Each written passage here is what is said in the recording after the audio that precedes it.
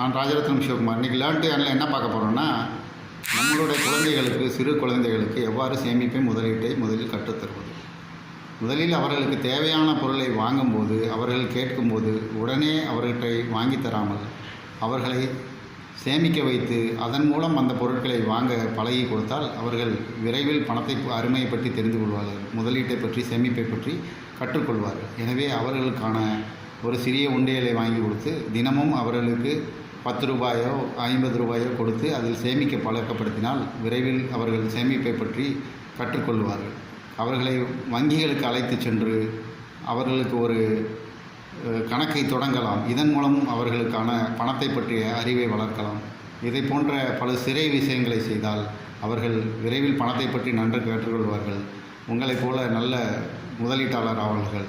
விரைவில் பணக்காராக வாழ்த்துக்கள். குழந்தைகளுக்கும் கற்றுக் கொடுங்கள். வணக்கம்.